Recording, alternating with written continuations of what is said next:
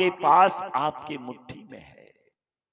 आज अगर आपको सत्संग अच्छा नहीं लगेगा, अगर आज आपका संत का सेवा अच्छा नहीं लगेगा, हाँ ये बात अलग है, क्योंकि संत के ही रूप में आज बहुत सारे लोग अपना जीवन यापन कर रहे हैं संत का भेष बना करके, मेरे भाई। तो वो उनका काम है, उससे हमें कुछ लेना देना नहीं है।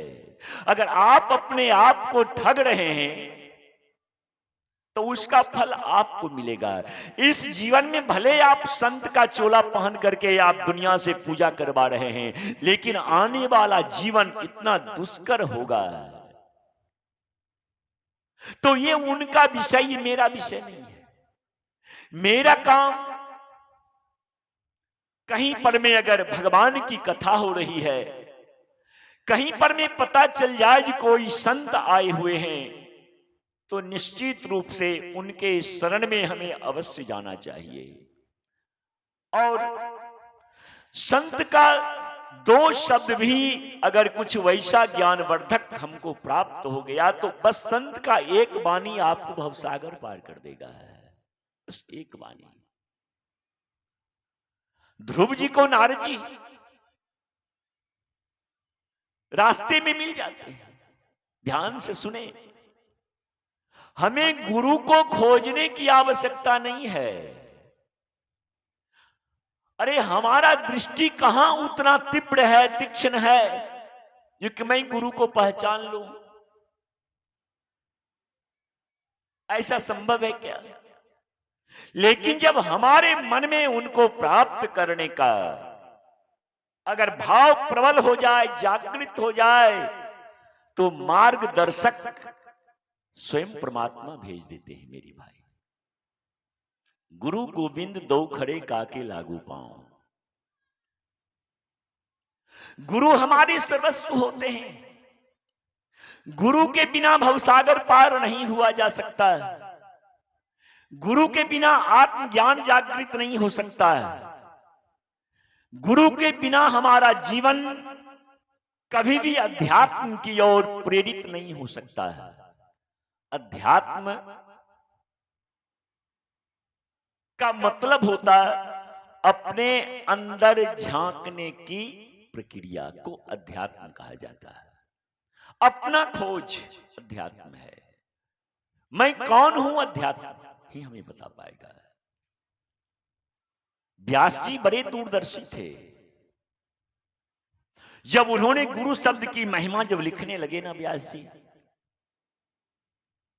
तो उन्होंने देखा आने वाला कल, जो हजारों वर्ष पहले बाद का जो समय आने वाला होगा, वहां सिर्फ गुरु अगर हम लिख देंगे तो आदमी गुरु को नहीं पहचान पाएगा। क्योंकि एक वैसा भी समय आएगा जो गुरु गली गली में लोगों को यत्र तत्र जहां तहां गुरु मिलते रहेंगे। हो सकता है जो गुरु गोविंद का दर्शन कराने की शक्ति उनमें नहीं हो। ध्यान से सुने, हो सकता है वो गुरु सिर्फ अपने लिए ही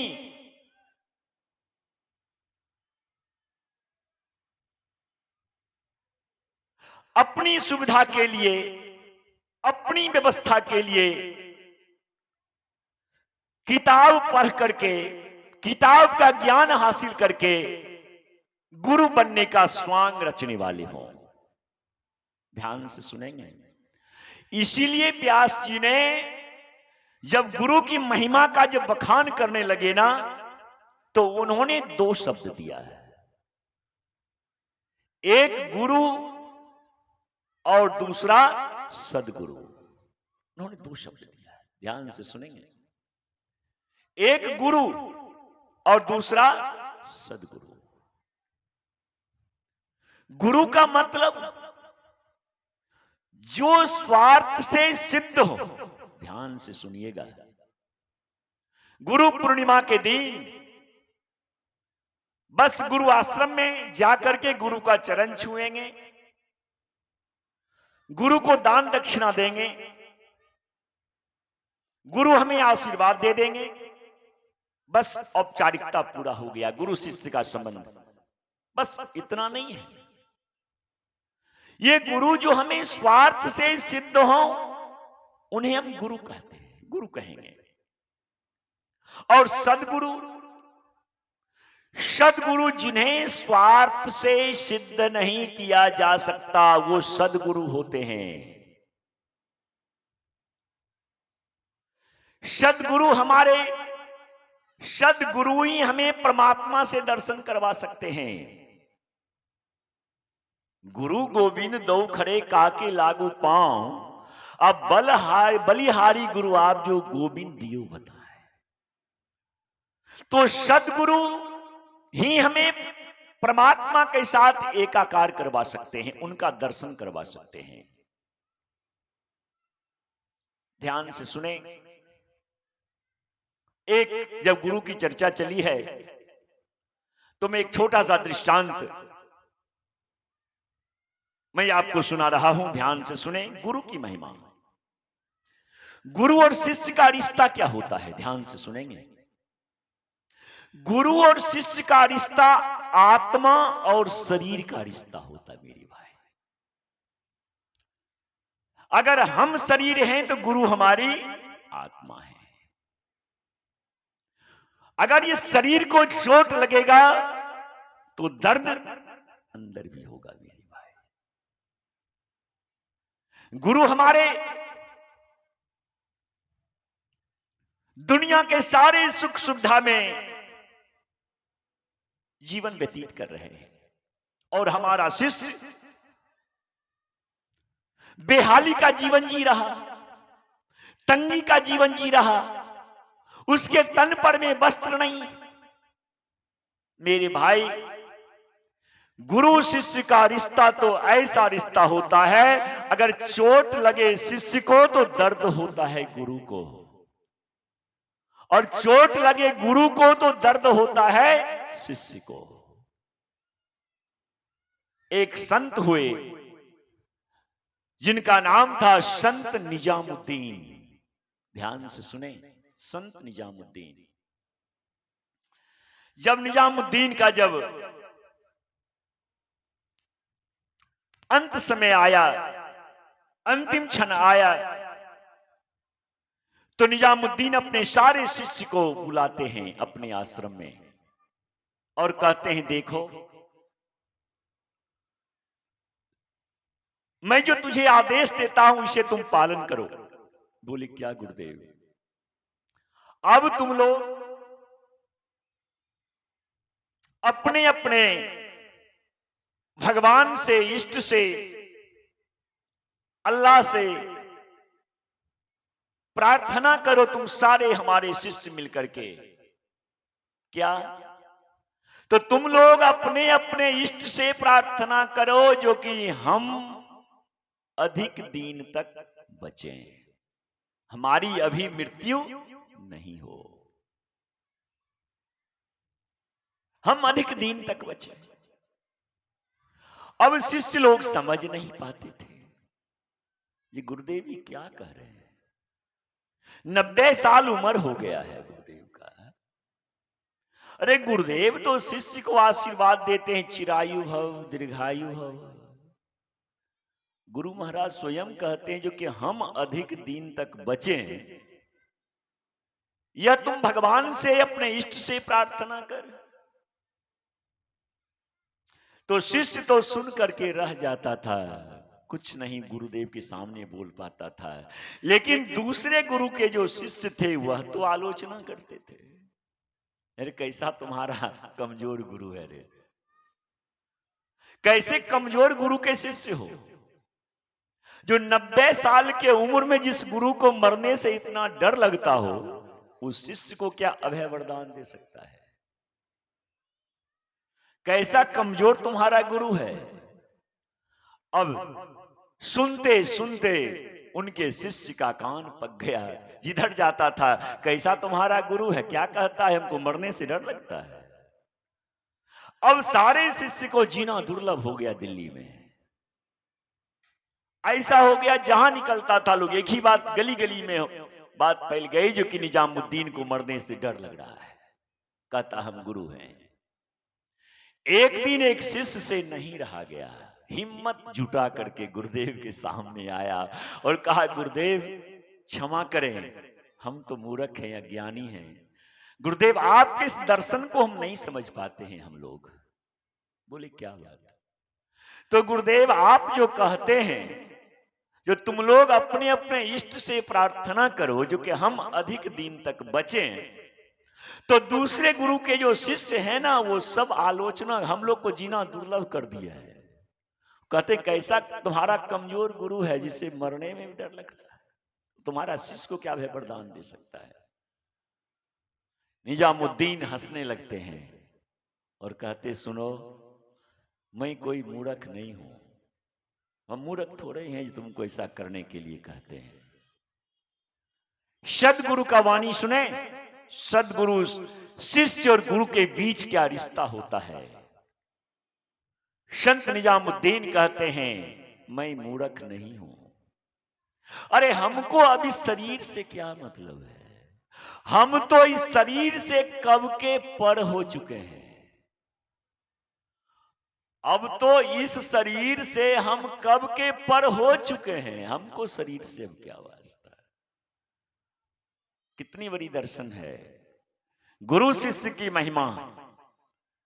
अभी तो गुरु महाराज दिल्ली में हैं, गुरु को शिष्य देखता भी नहीं है। गुरु महाराज का ऐड निकलता है, तुम वहां से इस नंबर पर टेलीफोन कर देना, हम टेलीफोन से गुरु मंत्र भेज देंगे तुम्हारे पास। हो गए गुरु शिष्य का रिश्ता। अब गुरु महाराज कहते फोटो भेज देना, फोटो पर गुरु मंत्र भेज देंगे। कहां चला गया मेरा गुरु शिष्य का परंपरा मेरे भाई। ना शिष्य गुरु को देखा, ना गुरु शिष्य को देखा, ना शिष्य को कभी गुरु का चरण छूने का अवसर मिला, ना गुरु को कभी शिष्य के माथे पर में हाथ देकर आशीर्वाद देने का अवसर मिला। और गुरु शिष्य का रिश्ता हो गया, व्यापार हो गया मेरे भाई। निजामुद्दीन कहते हैं कि हमें अब इस शरीर से क्या मतलब, मैं तो शरीर से कब का पर हो चुका हूं। मैं तुझे ऐसा करने इसलिए का, ध्यान से सुने, संत निजामुद्दीन ने कहा था मैं तुम लोगों से ऐसा करने के लिए इसलिए कहता हूं क्योंकि जिस दिन मैं मर जाऊंगा, संत निजामुद्दीन का एक परम शिष्य था जिसका नाम था अमीर खुसरो। निजामुद्दीन का परम शिष्य अमीर खुसरो। निजामुद्दीन कहते हैं जिस दिन मैं मर जाऊंगा उस दिन मेरा परम शिष्य अमीर खुसरो मर जाएगा। मैं अपने लिए जिंदा रहना नहीं चाहता। जिस दिन मैं मर जाऊंगा उस दिन मेरा शिष्य अमीर खुसरो भी दुनिया में नहीं रहेगा। हमारे जैसे गुरु, निजामुद्दीन ने खुलासा किया, हमारे जैसे गुरु इस विश्व को अनेकों अनेक मिलेंगे। हमारे जैसे गुरु इस विश्व को अनेकों अनेक मिलेंगे, लेकिन अमीर खुसरो जैसा शिष्य इस विश्व को दोबारा कभी नहीं मिलेगा। इसीलिए मैं अपने लिए जिंदा नहीं रहना चाहता हूं, मैं अपने परम शिष्य अमीर खुसरो के लिए जिंदा रहना चाहता हूं। कितनी बड़ी बात है मेरे भाई, ये गुरु शिष्य का रिश्ता है ये। और जब मरने का जब समय आया ना तो संत निजामुद्दीन अपने वसीयतनामा में लिख देते हैं। क्या लिखते हैं सो सुने, गुरु शिष्य का क्या रिश्ता होता है समझ में आ जाएगी। अमीर खुसरो ने, संत निजामुद्दीन ने लिखा, मेरे मरने के बाद, क्योंकि वो जान रहे थे कि मैं मरूंगा अमीर भी जिंदा नहीं रहेगा, इतना गुरु शिष्य का आत्मीय संबंध था। इसलिए उन्होंने अपने वसीयतनामा में लिखा, जिस दिन मेरे मरने के बाद हमारे मजार के पहले आगे, जैसे यहां निजामुद्दीन का मजार है, तो इस मजार के आगे जिधर से लोग आएंगे, हमारे मजार के आगे अमीर खुसरो का मजार होना चाहिए। उनके वसीयतनामा में हमारे मजार के पहले अमीर खुसरो का मजार होना चाहिए। जो भी भक्त हमारे मजार पर में माथा टेकने के लिए, मन्नत मांगने के लिए आएगा, वो सबसे पहले हमारे शिष्य के मजार पर माथा टेकेगा, उसके बाद हमारे मजार माथा टेकेगा, उसका मन्नत पूरा होगा। ये शिष्य और गुरु का संबंध ऐसा वसीयतनामा में, निजामुद्दीन के वसीयतनामा में। और घटना घटी, निजामुद्दीन दिल्ली में है और अमीर खुसरो लखनऊ में है। निजामुद्दीन महाप्रयाण उनका हुआ, शरीर त्यागते हैं। अमीर खुसरो को पता चला गुरुदेव के बारे में, अब वो इस दुनिया में नहीं रहे, चले गए। बस विलंब नहीं किया अमीर खुसरो ने। निजामुद्दीन जानते थे जो किया जिंदा नहीं रहेगा हमारे बिना। निजामुद्दीन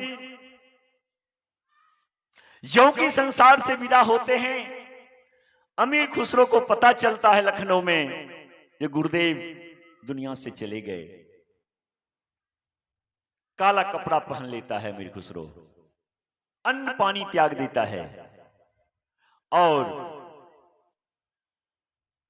अपने डायरी में अमीर खुसरो का अंतिम लफ्ज, उसके बाद शरीर त्याग दिया अमीर खुसरो ने। अमीर खुसरो लिखता है अपने डायरी में अंतिम लफ्ज, गोरी सोए सेज पे, गोरी सोए सेज पे, सिर पे डाले केस, चल खुसरो घर आपना, अब रैन भय जाऊं, कुछ नहीं बचा। चला गया मेरा बादशाह, चला गया मेरा शाहंशाह, चारों ओर अंधकार हो गया है। फिर अब इस दुनिया में क्यों रहना है, किसके लिए रहना है। और अमीर खुसरो भी अन्न पानी त्याग देता है और 2-4 दिन में अमीर खुसरो भी अपने शरीर को लीन कर देता है गुरु में। आज भी जब दिल्ली आप जाएंगे तो देखेंगे निजामुद्दीन के मजार के पहले अमीर खुसरो का मजार बना हुआ है। ये रिश्ता गुरु और शिष्य का हुआ करता था और आज सारे रिश्ते कलंकित हो गए। कोई रिश्ता शुद्ध बचा ही नहीं, सारे रिश्ते स्वार्थ पर में आधारित हो गए। आज सारा रिश्ता समाज से समाप्त होती जा रहा है। वे संस्कारहीनता हमें पतन की ओर लेते जा रहा है मेरे भाई। इसीलिए सावधान होने का समय है। अगर कोई संत हमें